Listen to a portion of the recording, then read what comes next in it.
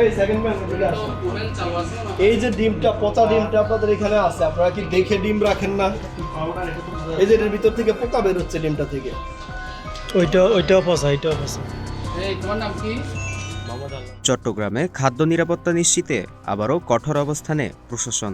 নগরীর বিভিন্ন খাদ্য প্রতিষ্ঠানে সংক্ষিপ্ত বিচারিক কার্যক্রম চালিয়ে মোট 12,50,000 টাকা জরিমানা করা হয়েছে। একই সঙ্গে 2 প্রতিষ্ঠানের মালিকের বিরুদ্ধে গ্রেফতারি পরোয়ানাও জারি করা হয়েছে। শনিবার 11 এপ্রিল মেট্রোপলিটন ম্যাজিস্ট্রেট মোহাম্মদ মোস্তফার নেতৃত্বে পরিচালিত এই অভিযানে ভয়াবহ সব অনিয়ম ধরা পড়ে। মাঝিরঘাটে অবস্থিত এইচকে ফুড অ্যান্ড বেভারেজে অস্বাস্থ্যকর পরিবেশ, ভুয়া সিল ব্যবহার এবং লাইসেন্সবিহীন কার্যক্রমের প্রমাণ মেলে। এই ঘটনায় ম্যানেজারকে কারাগারে পাঠানো হয়েছে এবং মালিকের বিরুদ্ধে গ্রেফতারি পরোয়ানাও জারি করা হয়েছে। গোসাইলডাঙ্গার একটি খাদ্য কারখানায় পচা ডিম ব্যবহার, ইঁদুর বিড়ালের অবাধ চলাচল এবং কর্মীদের ধূমপানের মতো গুরুতর অনিয়মও পাওয়া যায়। সংশ্লিষ্টদের বিরুদ্ধে নেওয়া হয়েছে কঠোর ব্যবস্থা।